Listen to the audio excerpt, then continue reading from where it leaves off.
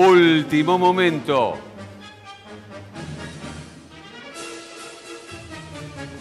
El chofer de Barata no declaró y echó a su abogado. Amplía desde el lugar nuestro compañero Ariel Acebal. Ariel, buenas tardes, adelante. Hola Ari, buenas tardes. José, Clau, buenas tardes para los chicos del piso. Efectivamente, como ustedes decían en la placa, Oscar Bernardo Centeno estuvo desde las 15:05 hasta las 16 horas en el despacho del juez federal Bonadío. No declaró. ¿Por qué? Porque echó a su abogado, al doctor Norberto Frontini. Justo cuando ingresaba el doctor al despacho, le dijo que prescindía de sus servicios, por eso no declaró. Iba a ser la indagatoria mañana por la mañana. También recordemos que mañana va a ser trasladado Roberto Barata y vendrá con su abogado, el doctor Uber, y seguramente van a declarar ante el juez Bonadío, que ya se retiró también de aquí, de Comodoro Pi, del juzgado federal.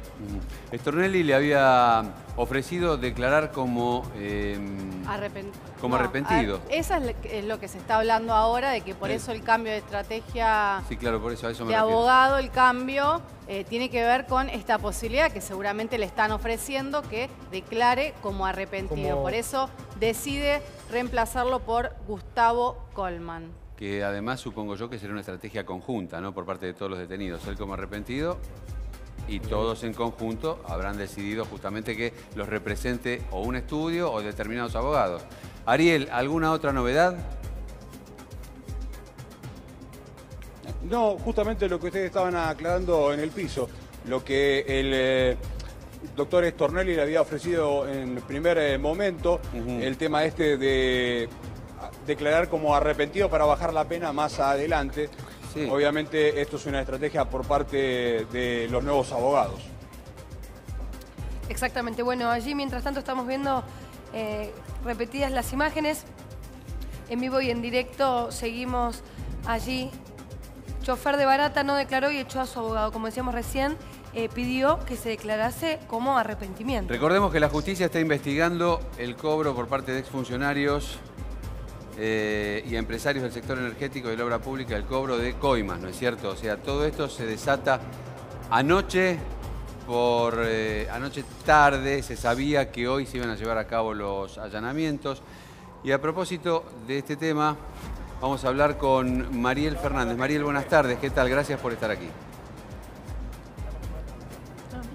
Hola. ¿Cómo vas? Bien, bien. Contanos, Mariel, ¿cuál es tu apreciación sobre toda esta? ¿Es una persecución política? ¿De qué se trata? Mira, yo creo que es difícil opinar porque en realidad hay cosas que tiene que actuar la justicia. Seguramente es bastante casualidad cuando se está hablando de los aportantes truchos que surja este tema también. Así que bueno, llama la atención, pero como siempre decimos, tiene que actuar la justicia e investigar, es lo único que puedo decir. ¿Y qué opinión tenés respecto, por ejemplo, del juez Bonadío, del fiscal Stornelli, que han actuado en tantas causas? No, yo creo que claramente hay persecución política. Ajá. Eso no podemos decir que no existe. No quiere decir que los hechos no existan. Por eso digo que bueno, que hay que probarlo en la justicia. Está bien que se haga. ¿Alguna pregunta, chicos? No, en este caso fue muy contundente el tema del chofer, donde le llegó a un colega de La Nación, Diego Cabot. Exactamente, Cabot, le llegó una caja, y esto fue en enero, que contenía los cuadernos que presentó posteriormente a la justicia, con día, hora y todo el comentario del recorrido que hacía para ir a buscar, para entregar y para llevar. La coima, obviamente que en este caso, como está debido, ahí lo estamos viendo, hay nombres, ¿sí? Hay horarios y hay lugares específicos donde, ya te vuelvo a repetir, que recibió 6 cuadernos y 2 cuadernos fueron entregados por la ex mujer. Horacio, ¿qué implica echar al abogado en esta instancia? No, es una estrategia de defensa. El tema del arrepentido, el tema del colaborador, evidentemente es una estrategia que está teniendo él, que es el que presentó las mayores pruebas con respecto a esto para poder incluir y bajar la pena. Pero para esto va a tener que declarar y acusar de su nivel para arriba. Y Exactamente. cosas que no están en el expediente y que no se saben. Si no, esa figura no va a servir. Patricio del Corro, de Frente de Izquierda, también está con nosotros. Patricio, ¿qué tal? ¿Cómo estás? Buenas tardes. ¿Qué tal? Buenas tardes, ¿cómo están? Muchas gracias por haber venido. Tu No. apreciación, contanos, ¿qué pensás de todo esto? ¿Es una persecución política? Mira, me parece que en Argentina siempre la justicia actúa en relación con el poder político de turno. En este caso, este gobierno está usando la justicia, eso no me cabe ninguna duda. Por eso es verdad que salen a la luz estos casos justo cuando salen los aportantes truchos, etcétera. También la utilizó el gobierno anterior. Entonces no me extraña nada de la justicia federal que arma y desarma causas según sus voluntades políticas y no según realmente investigar la verdad de los hechos. El caso está claro. ¿Qué gran empresario está preso hoy en Argentina por causas de corrupción? ¿Qué gran referente político está preso hoy en Argentina por causas de corrupción? Ninguno. ¿Báez? O sea, ¿Y Báez? ¿Cómo no? no, ¿Y pero, Báez? pero armo de grandes empresarios, por ejemplo. Báez no era un gran empresario. Sí, pero usted tenga en cuenta, por ejemplo, los empresarios de la construcción, ¿no? Esta gente que iba recolectando los bolsos, supuestamente. ¿Usted vio algún empresario de la construcción preso?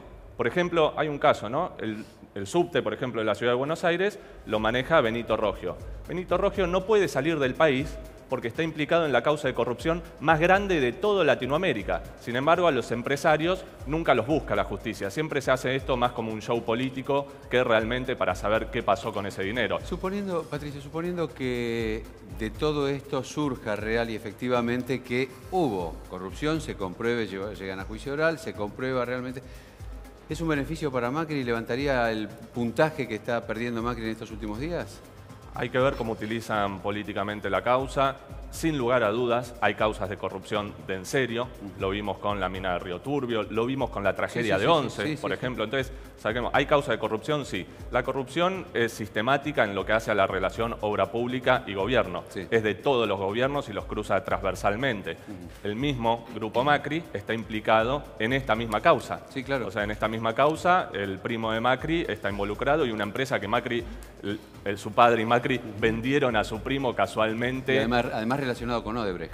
Exactamente, y aparte hay una cosa, desde el 2008 figuran las anotaciones en este cuaderno, casualmente desde el 2007 es que hay una nueva ley que impulsó Macri, por la cual los empresarios y los accionistas de las empresas no son responsables si alguien de esa empresa ganó una licitación pagando coimas. Entonces, ¿qué quiere decir? Las cúpulas de esas grandes empresas se lavan las manos, mandan a hacer el trabajo sucio a alguno de sus empleados. Veamos hoy, ¿no? Que sale el remisero, o sea, salen todos actores de segunda escala en lo que es la real corrupción que hay en el país y en la obra pública. Y bueno, entonces va a depender cómo se utiliza políticamente, pero por lo menos desde mi punto de vista lo que hay que dejar claro es que es un problema de este gobierno, del anterior y de los anteriores siempre, y de la dictadura también. Siempre en el país los grandes empresarios hicieron la plata con estafas en la obra pública.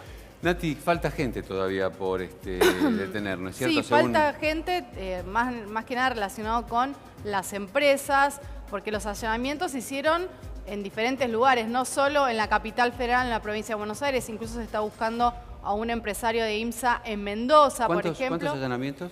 Se hicieron 34 allanamientos en el día de hoy, hay 11 detenidos, todavía se habla de que quedan 4 o 5 personas que están buscando. En esos allanamientos que fueron a sus domicilios no se encontraron porque había algunos que estaban de viaje en el exterior y bueno, hay que ver si finalmente el juez pide el pedido de captura de estas personas que todavía no se presentaron a declarar ni tampoco fueron detenidas en el día de hoy. Carlos Wagner es uno de ellos, ¿no? Exactamente, que es el ex representante de la Cámara de la Construcción durante el gobierno de Cristina Fernández de Kirchner y tiene que ver en este hilo con la parte de la trama de las coimas que se realizaron durante la contratación de empresas, ¿no? Y en este caso figura Carlos Wagner en esta espectacular detención de exfuncionarios y también empresarios de la anterior gestión. Dicen que Wagner muy cercano a Julio De Vido por un lado y por otro lado que ya estaba procesado por Casanelo.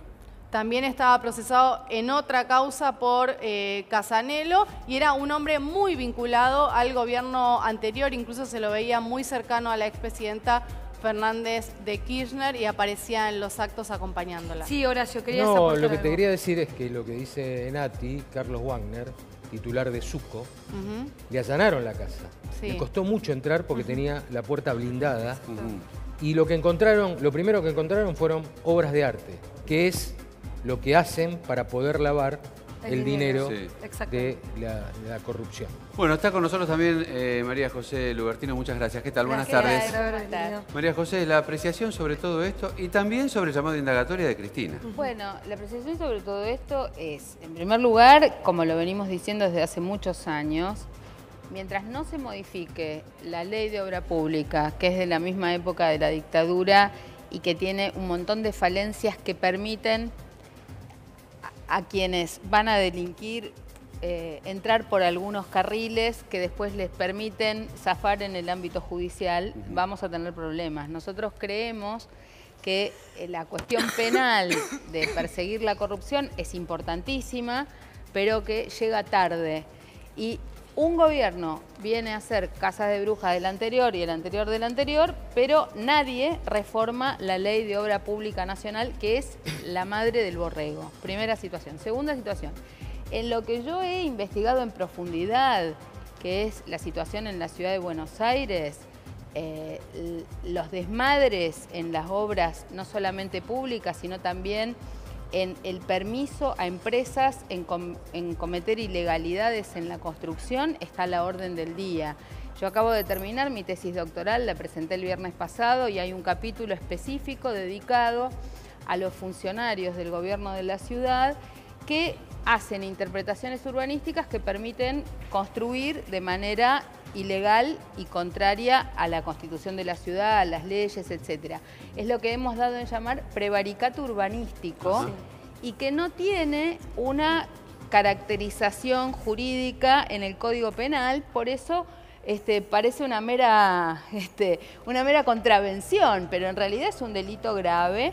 O sea, no existe un agujero negro. Está realmente... Mirá, lo que hoy podrían perseguir a quienes cometen este delito, que están mencionados en mi investigación, porque son los propios jueces del fuero contencioso administrativo los que al ver la ilegalidad manifiesta remiten las causas a sede penal, que todavía estos delitos no están transferidos a la ciudad, pero el caso, por ejemplo, del director general de interpretación urbanística de la ciudad, el señor Ledesma, es un caso que ya tiene de los jueces contenciosos administrativos pasadas un montón de causas a la justicia penal ordinaria, nacional, que no toma decisiones. O sea, que lo que tenemos que hacer es rever justamente todo lo que tenga que ver por un lado precisamente con la obra pública. Por un lado hay que modificar la ley de obra pública nacional, que se aplica a veces supletoriamente en la ciudad, pero por otro lado para mí es muy importante que en este caso la justicia penal ordinaria tome seriamente todas nuestras denuncias. Ahora los vecinos se han reunido y han presentado más de 25 causas donde se autorizaron modalidades constructivas ilegales, reñidas manifiestamente con la justicia, donde incluso hay fallos a favor de los vecinos, donde en principio la línea que llevaba esto era, en la época del ministro Chaín, el subsecretario Lostri, que tuvo varias causas penales y ahora es el embajador en Paraguay, y este funcionario Ledesma. Son casos graves y bastante constatados porque los jueces contenciosos administrativos dan curso a la justicia penal. Lo que pasa es que si no atrasaran los senadores la extinción de dominio, esto pasaría a la justicia civil. Estoy hablando de la ciudad. Esto que vos decís es una ley nacional que yo comparto, que debe sancionarse la extinción del dominio, que es muy importante, pero eso tiene que ver cuando ya llegamos a la etapa de la persecución penal. Sí, pero no en la causa judicial, porque las causas judiciales tardan 10 años. Claro. Acá lo tienen que hacer en la causa civil, sí, donde se puede recuperar. Cuando sí, se le pregunta a un empresario sí, o a algún referente del gobierno de dónde sacó y cómo justifica esa plata, sí, no la puede justificar, se le saca la plata y va al Estado. Sí, sí, sí. Yo estoy totalmente de acuerdo con la ley de extinción del dominio y hemos trabajado sobre ese tema impulsándolo en varias oportunidades, pero lo que ya te digo es esto, no solo se trata de la cuestión penal o de la extinción del dominio, sino que se trata de que los controles previos no permitan que estas cosas sucedan. Mariel, sabemos, ¿no?, que para el 13 de agosto ya está llamada, por supuesto, la expresidenta Cristina Fernández de Kirchner a indagatoria. ¿Qué es lo que viene después de esto? Mira, yo en realidad me parece que estos también son temas para estar distrayendo todo el tiempo. O sea, siempre volvemos a discutir el gobierno anterior. Y la verdad que yo quiero discutir qué está pasando ahora. O sea, mis vecinos no pueden pagar la luz, no hay plata en los comedores se están cerrando porque no tienen ya con qué cocinar, se sigue despidiendo gente. Entonces a mí me parece que siempre se arma un show alrededor de algo que seguramente hay que investigar, pero hay una insistencia en que sigamos hablando del pasado y no podemos hablar de lo que está pasando ahora. ¿Crees que se perdió un poquito el foco? Yo creo que están, primero que hay cosas graves que pasaron en la Argentina y que no se le da el tratamiento que se le tiene que dar, como el tema del Panama Paper, el caso Odebrecht, los aportantes truchos. O sea, en el mundo hay por lo menos 3 presidentes que renunciaron o le hicieron juicio político, como fue Rajoy en España, el presidente de Islandia renunció y el presidente de Perú renunció. Acá no pasa nada con eso y volvemos a hablar de los bolsos, cuando en realidad estamos hablando de cuentas bancarias en el exterior, o sea, cosas graves. Y entonces yo insisto, yo entiendo y me parece que sí que hay que investigar y que está bien si hay un ilícito que se haga, pero me parece que insistimos en no hablar de la tremenda crisis y del hambre que está pasando el pueblo argentino ahora y que le están cortando la luz a la gente porque no puede pagar. Justamente. Le sacan el suministro eléctrico, le sacan los medidores y nadie quiere hablar de eso. María José, todo lo que está sucediendo, ¿tapa todo esto que estamos hablando? Yo creo que para la gente, para los que estamos en la vida diaria, los que vamos al supermercado, los que tomamos los medios de transporte, obviamente no tapa. Lo que está más alejado de la gente es la burbuja financiera. La gente no está sabiendo lo que pasa con el endeudamiento, la gente no se entera y no hay mucha información de lo que está pasando con las LEVAX y los impactos que esto va a tener sobre nosotros. Pero claramente la inflación, que los salarios no aumentan. Hoy anunciaron el aumento de tarifas. Bueno, en el medio donde estaba el peor momento de las detenciones, que estaban trasladando a Barata, una conferencia de prensa anunciando el aumento de tarifas. A ver, todos los días hay una mala noticia porque no fue solo el aumento de tarifa. La reforma jubilatoria fue para atrás para un sector vulnerabilizado y particularmente para las mujeres, que somos las que más vivimos, las que más precarizadas estuvimos y las que cobraremos menos. El detrimento para las personas con discapacidad, que primero le sacaron los subsidios, después se los devolvieron, pero en realidad no se los devolvieron a todos. La baja en las asignaciones universales por hijo. La semana pasada la baja en las asignaciones familiares y que no vas a poder descontar ni siquiera de ganancias los que tienen clase media un poquito. Bien, María José, te interrumpimos un segundito, tenemos que ir en vivo a Comodoro Pi, allí está Penélope Canónico. Adelante, ¿qué novedades tenés, Penélope?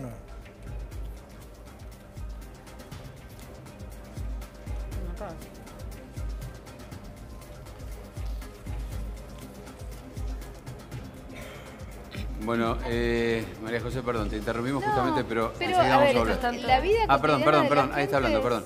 Penny, dale, adelante. Bravísimo. Sí, les decía que hoy se esperaba que Oscar Centeno, el chofer de Barata, diera su declaración indagatoria frente al juez Claudio Bonadío y al fiscal Stornelli. Pero finalmente, por un problema con su abogado defensor particular, hablamos de su defensor Trottini, quien también fue muy conocido porque en el 2014 lo habían propuesto como juez para llegar al cargo de la Cámara Federal porteña.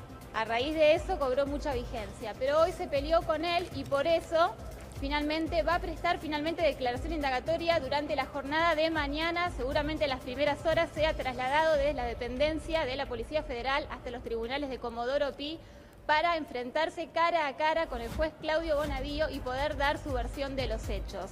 No es el único que va a declarar, también se espera que declaren 2 de los empresarios que fueron también detenidos, estos 12 detenidos que hay hasta el momento. Hablamos de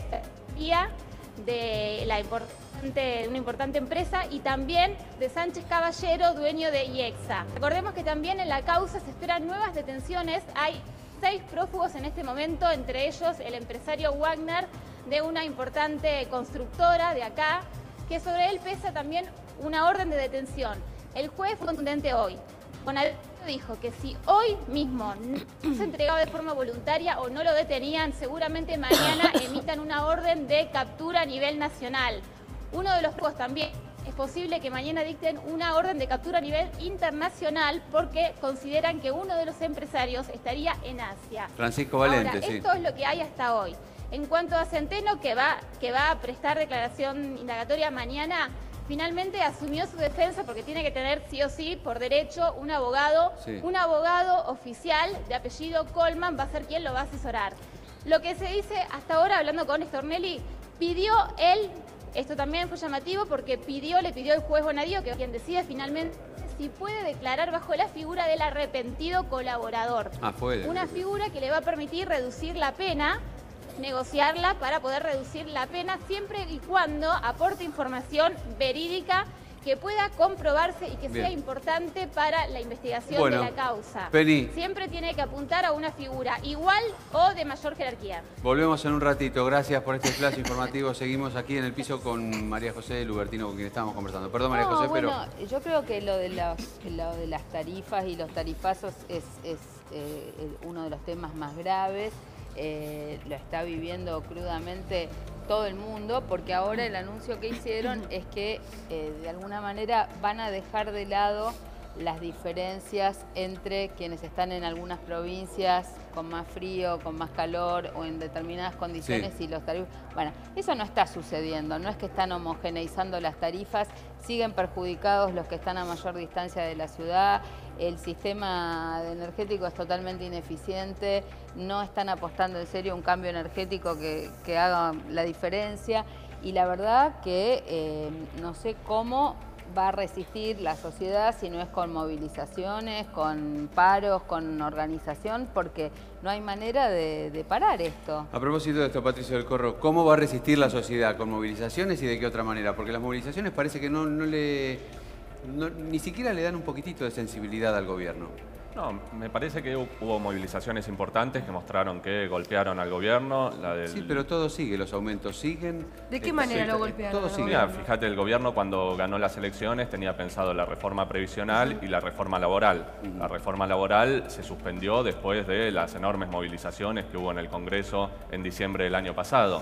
La media sanción para el aborto legal, seguro y gratuito, también todos los números decían que no salía la media sanción, que no podía ser, y fue la enorme movilización del movimiento de mujeres la que logró que avanzara en diputados. Bueno, y mañana, esta semana, el 8, será una gran pelea también para que se termine de aprobar. Me parece que eso al gobierno le tiene miedo, que por eso ha contado con un dador de gobernabilidad especial, que es la CGT, que tiene un pacto de no agresión con el gobierno, no sé, escandaloso. Ya, ¿Y qué pasó con las marchas del tarifazo, verdurazo, las marchas contra el FMI? Me parece que hay muchas marchas que expresan el descontento, Entre pero otros, ¿no? al no tener el poder de fuego, que significa un paro nacional o un paro de los grandes servicios, del transporte, de los bancos, etcétera, bueno, eso sí es lo que le da más aire al gobierno para seguir con todas las reformas.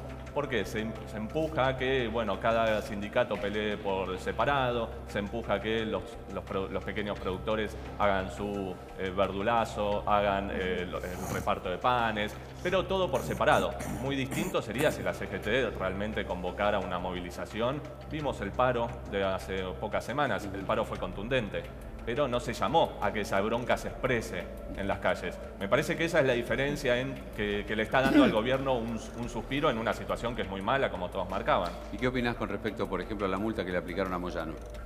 Me parece que ahí hay mucho fundamentalmente, de persecución hacia los sindicatos. Y se ve cuando, por ejemplo, Moyano fue oficialista los primeros años, incluso ayudó a Macri a que fuera presidente, y ahí no pasaba nada, no había ninguna discusión. Cuando cambió, bueno, ahí empezaron los aprietes judiciales. Un caso emblemático es el caso de los trabajadores del subte.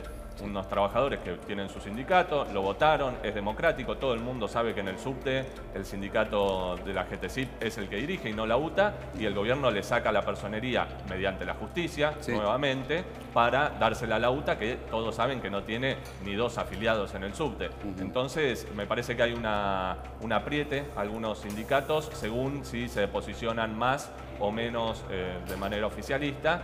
Y eso también hay muchos sindicatos que no, pero hay muchas cúpulas que aceptan ese apriete porque tienen las manos manchadas también de corrupción o de distintos negocios que han tenido con otros gobiernos. Persecución a los sindicatos, entonces. Sí, completamente. Bueno, también está en nuestros estudios Miguel Díaz de UDOCVA. ¿Qué tal, Miguel? Gracias por haber venido. Buenas tardes. A propósito del apriete a los sindicatos, ante todo, recordar que ustedes acataron la conciliación obligatoria. Sí, pero quiero referirme al último comentario de acá del compañero del Corro. Sí.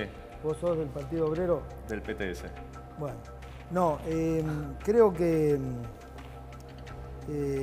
está muy mal hacer una síntesis de la que hiciste recién, es decir, Moyano fue oficialista. Moyano fue sindicalista. ¿No oficialista? ¿A dónde lo viste que fue? Bueno, en algunos momentos en Moyano... un acto descubriendo un busto de Perón a pocos días de las elecciones. ¿Y eso no es ser oficialista? Bueno, está bien. Tenemos tenemos distinta caracterización de qué es ser oficialista. Para mí hacer un acto con un futuro presidente es ser oficialista. ¿Pero vos viste firmar algún acuerdo en contra de los trabajadores? Pero usted vio que los primeros 2 años... Te hago esta pregunta. Era buena la relación entre Moyano y Macri. Incluso Moyano fue a la Quinta de Olivos y se reunió en privado con el presidente, ya presidente Mauricio Macri. No, pero tenía buena relación. No, pero usted sabe, Miguel, tiene que ver una relación humana con Miguel, ser oficialista. Usted se alejó de la CGT en ese momento. Hasta el silencio de Moyano cotizaba en ese momento. Lo dice el mismo kirchnerismo, lamentando todavía la candidatura de Scioli. La pelea con Moyano. A ver. No, pero déjeme terminar. Sí. En 2011, el mismo kirchnerismo hoy acepta que hubo un quiebre con Moyano que les costó caro políticamente. Sí, bueno, el kirchnerismo le tiene que rendir honores a Moyano, porque en la 125, el único que se bancó, el único sindicalista que se bancó la lucha contra todo el campo fue Moyano, que sí que lo que tiene que hacerle es agradecerle el kirchnerismo a Moyano todo lo que hizo por el kirchnerismo. Bueno, de hecho ahora se van a juntar. No, porque... ¿Cómo? De hecho ahora están por juntarse. Bueno, ojalá que se junten, tienen que juntarse, tienen la obligación de agradecerle a Moyano todo lo que hizo.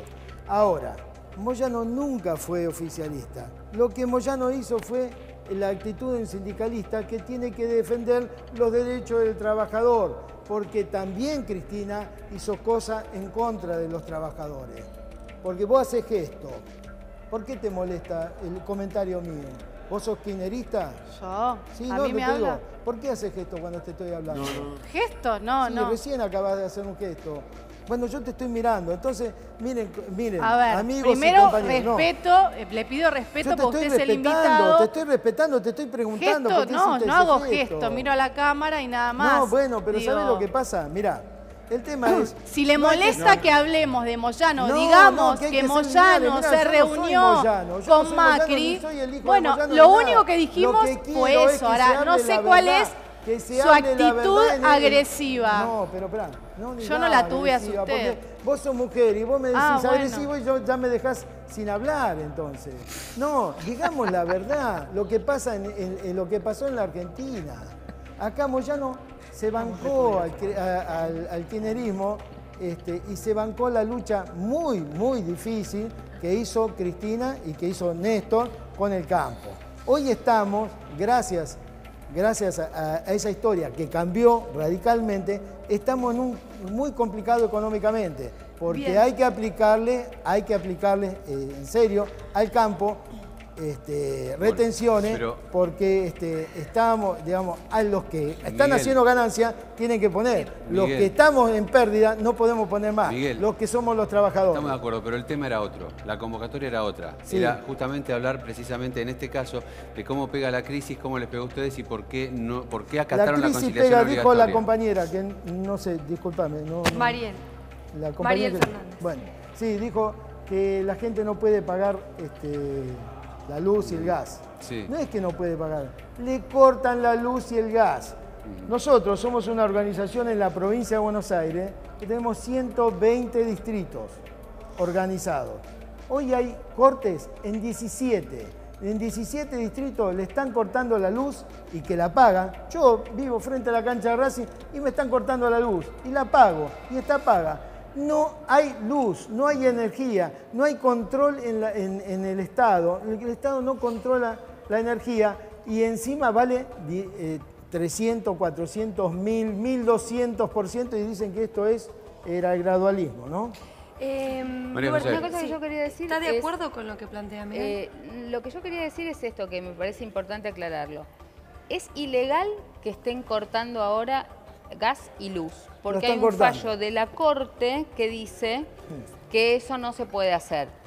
Y además hay varios amparos que están presentados, que vienen de quienes somos de ONGs, de usuarios y consumidores, que de alguna manera están violando con estos aumentos los fallos de la Corte que hablaban de gradualismo, que hablaban de razonabilidad, etcétera, etcétera. Entonces, lo primero que hay que decirle a los vecinos es que, en primer lugar, si le vienen a cortar, no hay que permitir cortar. Están haciendo cortes que son ilegales. ¿Y qué tiene que hacer la gente? Hay que notificar a la persona que viene a hacer el corte, tomar los datos, porque esa persona va a estar involucrada en algo que es delictivo, porque estos son derechos humanos básicos, no pueden cortar el agua, pero tampoco pueden cortar el gas y la luz. Y habría que tomar el ejemplo, aquellos que están en las organizaciones de trabajadores, de lo que están haciendo en algunos países de Europa, donde ante circunstancias como esta, los propios trabajadores son los que no aceptan ir a cortar o sacar los medidores en caso de que hay una orden de la empresa. ¿Y qué le tiene que romper la cabeza al que viene a cortar el medidor? ¿Cómo? ¿Cómo haces para el que te corta el medidor? ¿Cómo haces? ¿Le rompes la cabeza? No, llamás a la policía, haces una denuncia, le tomás los datos, pero eso es... Mientras tanto te la cortan.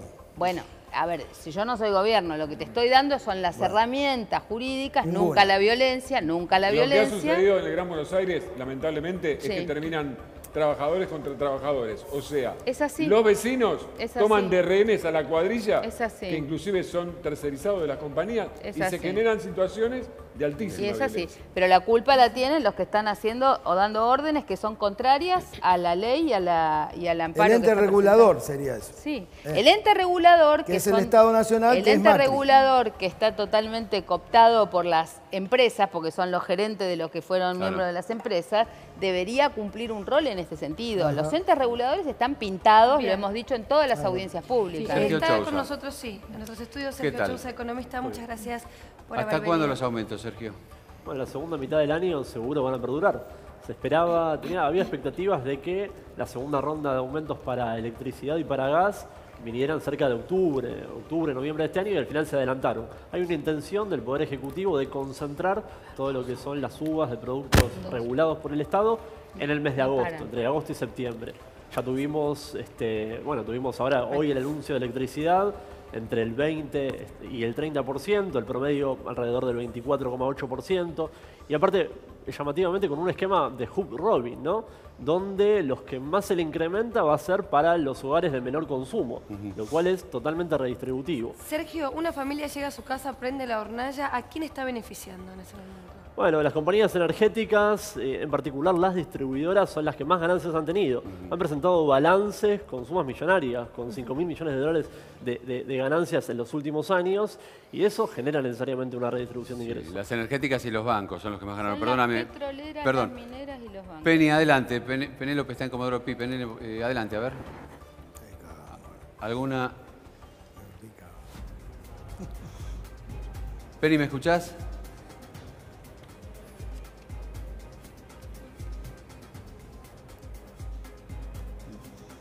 Penny, ¿me escuchás? Bien, seguimos viendo las imágenes en este momento. Estamos en vivo y en directo desde Comodoro Pi. Está Penélope Canónico. Estamos tratando de retomar la comunicación. Hasta el momento, en Comodoro Pi está Centeno, el chofer. El resto está en el Departamento de Drogas Peligrosas, en la Superintendencia, ahí en Belgrano, al 1600, a la espera de mañana, que van a ser trasladados a Comodoro Pi. Recordemos que esto es lo que está sucediendo en este momento tiene que ver con la justicia que está investigando el pago de sobornos y coimas, la relación entre diferentes empresarios y funcionarios del gobierno. Hubo desde anoche varios procedimientos, 34 allanamientos, dijiste. Así es, 34 allanamientos, 11 detenciones, y lo que contaba hoy Penny hace un rato, que es la última novedad del día de hoy, es que Centeno cambió su abogado, lo reemplazó a Norberto Frontini por Gustavo Colman, ¿no? Ella contaba que era un letrado oficial, que él tiene por obligación tener un abogado y que en el momento que estaba declarando con Bonadío cambió este abogado, lo echó, aparentemente tiene que ver con una estrategia de la defensa y esta posibilidad de declarar como arrepentido colaborador. Armando Lozón, uno de los detenidos, presidente de Albanesi, que es una transportadora de energía, casualmente estábamos hablando de eso, había propuesto esta empresa mañana emitir deuda por algo así como 25 millones de dólares, cosa que fue suspendida ni bien se supo de la detención del presidente. 25 que podían llegar a 70 millones de dólares, tengo entendido. Con lo que ganan, ¿siguen emitiendo deuda? ¿Qué está pasando? Sí, bueno, el flujo de endeudamiento no solamente se tradujo a nivel del Estado Nacional y las provincias, sino también en la posibilidad de que las empresas privadas emitieran deuda en el mercado, y eso también implica una presión sobre el mercado cambiario, el mercado de divisas, y es lo que hace que la cotización del dólar suba.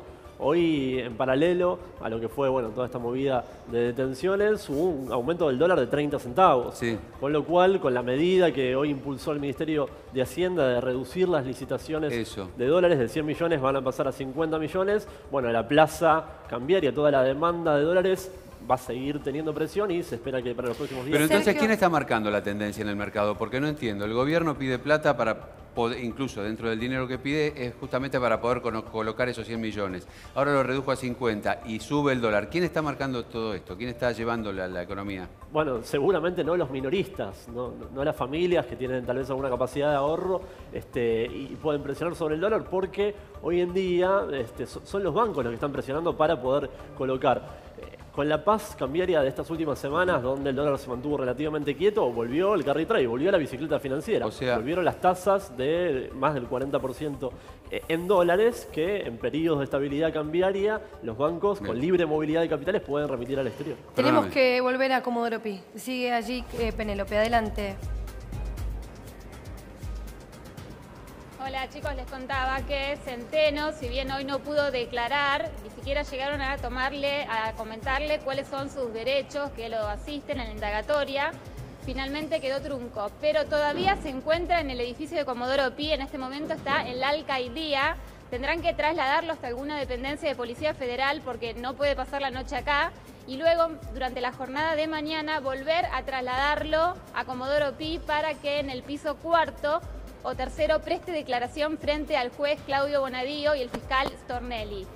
Le hicieron, aparentemente, lo que decía el fiscal Stornelli es que le hizo un ofrecimiento. Todavía no está concreto esto, está solamente el ofrecimiento, hay que esperar a que le tomen indagatoria para que se haga efectivo. El ofrecimiento es la posibilidad de que pueda declarar como imputado, arrepentido o colaborador, esta figura que le permite poder negociar una reducción de su pena siempre y cuando preste información que sea verídica, real, que además se pueda comprobar y que sea eficiente para poder investigar la causa.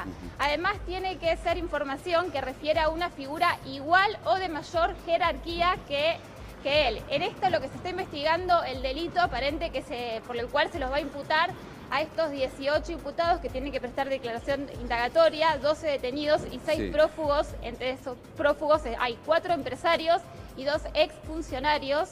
Es asociación ilícita. Es un delito en el cual 3 o más personas forman parte de una banda delictiva para cometer distintos delitos. Bueno. Una figura que puede estar agravada hasta 20 años de prisión porque hay implicados más de 10 personas en esta asociación ilícita. Gracias, Penny. Vamos a volver seguramente. Seguimos aquí con María José Lubertino. Se me ocurrió pensar en algo. Sí, ya sé que vamos a hablar de eso, pero justamente antes de eso, porque sé que viene de un lugar muy importante, Senado, pero antes de eso, se me ocurrió pensar en la situación de la ex mujer de este chofer, que es la que destapa absolutamente todo.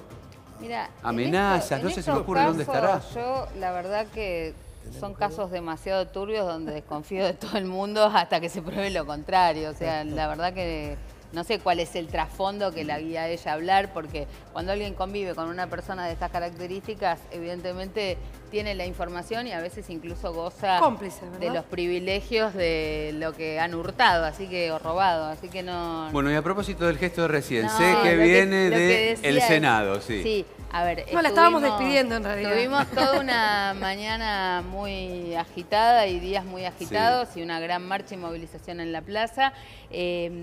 Hubo reunión, plenario de comisiones.